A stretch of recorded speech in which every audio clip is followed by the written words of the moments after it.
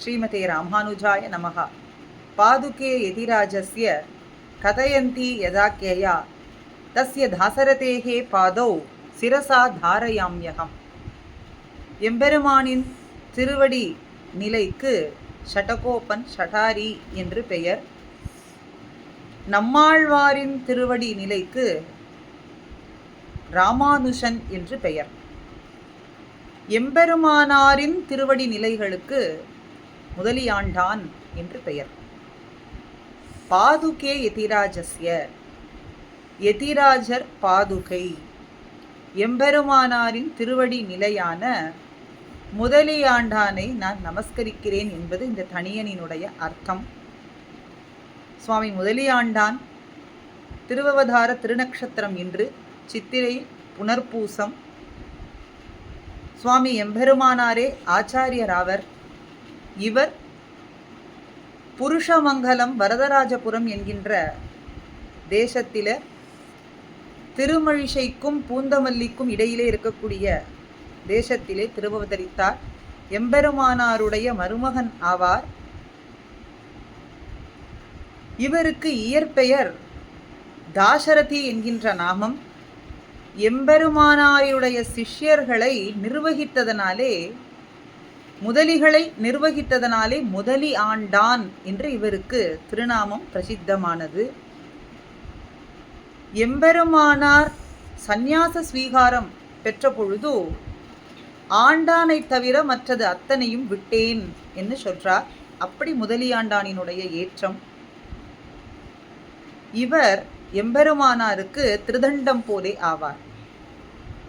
முதலியாண்டான் திருதண்டமும் கூரத்தாழ்வான் பவித்திரமும் ஆவார். சுவாமி எம்பெருமானாரிடத்தில் ஆச்சாரிய பக்தியோடும் அவர் சொல்வதையே பணிந்து கேட்டு வாழ்ந்து வந்தார். பெரிய நம்பிகளினுடைய குமாரத்தியான அத்துழாய்க்கு துணையாளாக சீதனமாகவே அவளுடைய கிரகத்துக்கு சென்று அத்தனை பணிகளையும் செய்து வந்தார் எம்பெருமானாருடைய நியமனத்தாலே. அப்படி எம்பெருமானார் இட்ட வழக்காக வாழ்ந்து வந்தார் சுவாமி முதலியாண்டான்.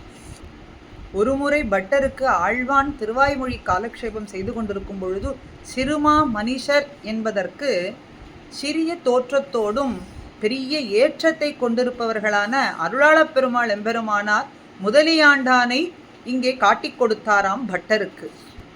ஆக எதிராஜ பாதுக்கையான முதலியாண்டான் திருவடிகளை பற்றி எம்பெருமானாரினுடைய அருளுக்கு பாத்திரமாவோம். திருக்கோஷ்டியூர் நம்பி எம்பெருமானாருக்கு சரமஸ்லோக அர்த்தத்தை உபதேசித்த பிறகு ஆண்டானும் எம்பெருமானாரிடத்தில் தனக்கு அதை உபதேசிக்க வேண்டும்னு பிரார்த்தனை பண்ணினார்.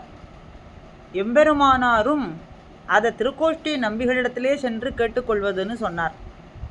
அதனாலே முதலியாண்டான் திருக்கோட்டியூர் நம்பியினுடைய திருமாளிகையிலே 6 மாத காலம் கைங்கரியம் செய்து வந்தார். அதற்கு பிறகு நம்பியினிடத்தில் உபதேசம் வேண்டி நின்ற பொழுது, உமக்கு ஆத்ம ஞானம் ஏற்பட்ட உடனே எம்பெருமானாரே உபதேசிப்பார்னு சொன்னார். அதை கேட்டு திருவரங்கத்துக்கே முதலியாண்டான் திரும்பி வர அவருடைய கைங்கரியத்தை கண்டு கேட்டு உகந்து உடனே சரமஸ்லோகத்தினுடைய அர்த்தத்தை எம்பெருமானாரே கற்பித்தார் அப்படின்னு அவருடைய சரித்திரத்தில் தெரிய வருகின்றது. ஆண்டான் எம்பெருமானாரையே தன்னுடைய வாழ்நாளிலே முழுவதுமாக சரணடைந்தார். அதுக்கு பல விஷயங்கள் அவனுடைய பிரபாவத்தில் தெரிய வருகின்றது. சைவ அரசர்களினுடைய விரும்பத்தகாத செயல்கள்னாலே எம்பெருமானார் மேலக்கோட்டை பயணம் செய்த பொழுது ஆண்டானும் அவரோடு சென்றார். வழியில் இருந்த மிதுலாபுரி சால கிராமங்கிற ஊரிலே இருக்கக்கூடிய மக்கள்லாம் வைதிக தர்மத்துக்கு மிகவும் எதிரானவர்களாக இருந்தார்கள். அந்த ஊரிலே இருக்கக்கூடிய புஷ்கரணி, அந்த புஷ்கரணியிலே எம்பெருமானார் ஆண்டானை அவருடைய திருவடியார் தண்ணீரை ஸ்பர்சிக்கும்படிக்கு சொன்னார். அவருடைய திருவடி சம்பந்தத்தாலே அங்கே இருக்கக்கூடியவர்கள் எல்லாம் புனிதம் பெற்றார்கள். மறுநாள் கிராமவாசிகள் அத்தனை பேரும் ராமானுஷரை அணுகி அவர் திருவடி தாமரைகளையே ஆசிரித்தார்கள்னு அப்படி அற்புதமான நிகழ்ச்சி நடந்தது. ஒரு ஸ்ரீ வைஷ்ணவருடைய ஸ்ரீபாத தீர்த்தம் அப்படிங்கிறது எப்படிப்பட்ட மகிமை உடையது அப்படிங்கிறத இங்கே முதலியாண்டானின் இடத்திலிருந்து நாம் தெரிந்து கொள்ளலாம். முதலியாண்டானுடைய மகனாகிய புத்திரராகிய கந்தாடையாண்டான் எம்பெருமானாருடைய உத்தரவு பெற்று எம்பெருமானாருடைய அர்ச்சா விக்கிரகம் ஒன்றை உருவாக்கினார். எம்பெருமானாரும் அந்த விக்கிரகத்தை மிகவும் உகந்து ஆலிங்கனம் பண்ணார். எம்பெருமானாரினுடைய அவதார ஸ்தலத்தில், அதாவது ஸ்ரீபெரும்புதூரிலே தைப்பூசம், அதை குரு புஷ்யம் அப்படின்னு ஸ்ரீபெரும்புதூரிலே கொண்டாடப்படுகின்றது. அன்று பிரதிஷ்டை செய்யப்பட்ட இந்த விக்கிரகத்தை தாமுகந்த திருமேனின்னு பிரசித்தமாக இன்று நாம் கொண்டாடுகின்றோம். ஆண்டானுடைய சிறப்பை இன்னும் தெரியும்படிக்கு சொல்ல புகுந்தால், நம்பிள்ளை ஈட்டு வியாக்கியானத்தில் அர்ச்சாவதார எம்பெருமானுடைய சிறப்பு முழுவதும் சொல்லப்படுறது. 3ஆம் பத்தில் ஆண்டான் பரமபதநாதன் தன் அடியார்களை மகிழ்விப்பதற்காக அர்ச்சாவதாரமாக வந்துள்ளான் அப்படிங்கிறத நாம் நினைக்கக்கூடாது. இங்குள்ள அர்ச்சாவதார எம்பெருமானே பரமபதநாதனாக எழுந்தருளியிருக்கிறான் என்று எண்ணுதல் வேண்டும்னு விவரிக்கின்றார். அதே போலே ஈட்டு வியாக்கியானத்திலே எம்பெருமானுடைய சர்வ வியாபகத்துவம் 5ஆம் பத்திலே விளக்கப்படுகின்றது. இங்கே பராங்குஷ நாயகியாக நம்மாழ்வார் நாயிகா பாவத்தில் தன்னுடைய உற்றார் உறவினர்களை எல்லாம் எம்பெருமான் அழித்து விடுவான்னு சொல்கிறார். ஆண்டான் அதற்கு அழகாக எம்பெருமான் தன்னுடைய தெய்வீக அழகை காட்டி அவர்களை உருக்கி விடுகின்றான்னு சொல்ல வேண்டும். அதாவது அவரிடத்தில் பற்றுள்ளவர்களை எல்லாம் முற்றிலும் மயக்கி விடுகின்றான்னு சொல்ல வேண்டும்னு விளக்கினாராம். அதே போல இன்னொரு இடத்துல பட்டர் ஆழ்வான் இடத்துல சிறுமா மனுஷர் பற்றி கேட்கும் பொழுது,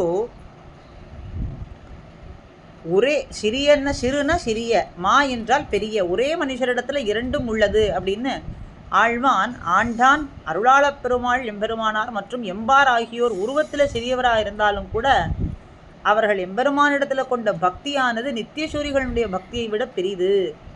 இதுபோல் சிறியதும் பெரியதும் ஒரே மனிதரிடத்தில் காணப்படுகின்றது அப்படின்னு விளக்கினாராம்.